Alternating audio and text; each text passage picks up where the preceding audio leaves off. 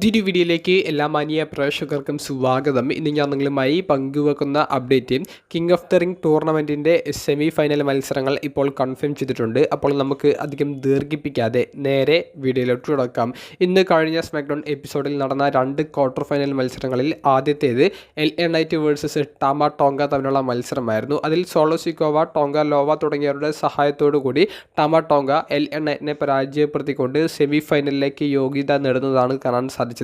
SmackDown എപ്പിസോഡിൻ്റെ main ഇവൻറ്റിൽ Carmelo Hayes എന്ന പുതുമുഖ റെസ്ലറിനെ പരാജയപ്പെടുത്തിക്കൊണ്ട് Randy Orton ആദ്യം സെമി ഫൈനലിലേക്ക് യോഗ്യത നേടുന്നതാണ് കാണാൻ സാധിച്ചത്.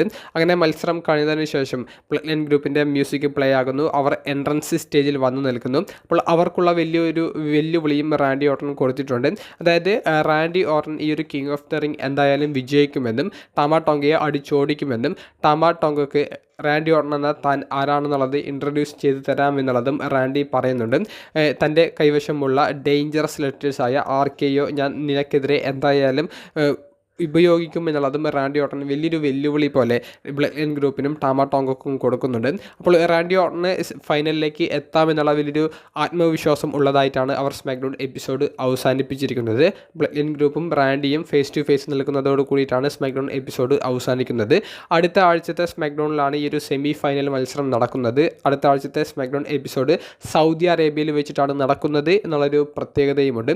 അത് കഴിഞ്ഞ് നടക്കുന്ന പിറ്റേ ദിവസമാണ് സൗദി അറേബ്യയിൽ വെച്ച് king and Queen of the ring എന്ന് പറയുന്ന പ്രീമിയം ലൈവ് ഇവൻറ്റും നടക്കുന്നത്. അപ്പോൾ ഇങ്ങനെയൊക്കെയാണ് കാര്യങ്ങൾ. അപ്പോൾ സ്റ്റോറി ലൈനാണ് കൂടുതൽ പ്രാധാന്യം കൊടുക്കുന്നത് എന്നുണ്ടെങ്കിൽ സ്മാക്ഡൗണിൽ നടക്കുന്ന സെമി ഫൈനൽ മത്സരത്തിൽ ടാമ ടോങ്ക വിജയിച്ചുകൊണ്ട് ഫൈനലിലേക്ക് യോഗ്യത നേടും. അതേസമയത്ത് റോയിൽ നിന്ന് ജെ ഊസോയും ഗുന്തറിനെ പരാജയപ്പെടുത്തിക്കൊണ്ട് ഫൈനലിലേക്ക് യോഗ്യത നേടും. അങ്ങനെ ബ്ലഡ് ഒരു മുൻ റെസ്ലറും ബ്ലഡ് ഇപ്പോഴത്തെ റെസ്ലറും തമ്മിലുള്ള ഒരു ഫൈനൽ മത്സരം നമുക്ക് ഈ ഒരു പ്രീമിയം ലൈവ് ഇവൻറ്റിൽ വെച്ച് കാണാൻ സാധിച്ചേക്കാം. ഇനി അതല്ല, ഡ്രീം മാച്ചിനാണ് ഒരു പ്രാധാന്യം കൊടുക്കുന്നത് എന്നുണ്ടെങ്കിൽ സർപ്രൈസ് ഒന്നും ഇല്ലാതെ റാൻഡി ഓർട്ടനും ഗുന്തറും അവരവരുടെ സെമി ഫൈനൽ മത്സരത്തിൽ വിജയിച്ചുകൊണ്ട് ഫൈനലിലേക്ക് യോഗ്യത നേടും. എന്തായാലും അടുത്ത സ്മാക്ഡൗൺ എപ്പിസോഡിൽ എൻ്റെ ഒരു അഭിപ്രായ പ്രകാരം ഒരു 50-50 ചാൻസ് ആണ്. അതായത് റാൻഡി ഓർട്ടന് വിജയിക്കണമെന്നുണ്ടെങ്കിൽ റാൻഡി ഓർട്ടന് സിമ്പിളായിട്ട് വിജയിച്ച് കയറാൻ സാധിക്കും.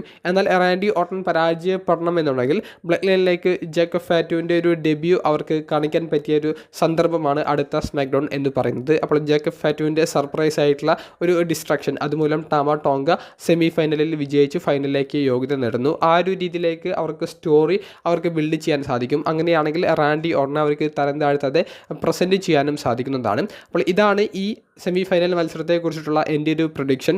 റോയുടെ സെമി ഫൈനലിനെ കുറിച്ച് നമുക്ക് മറ്റൊരു വീഡിയോയിൽ വിശദമായി ചർച്ച ചെയ്യാം. നിങ്ങളുടെ അഭിപ്രായങ്ങൾ കമൻറ്റ് ബോക്സിലൊന്ന് രേഖപ്പെടുത്തുക. അപ്പോൾ അടുത്തൊരു വീഡിയോയുമായി കാണുന്നത് വരെ ബൈ.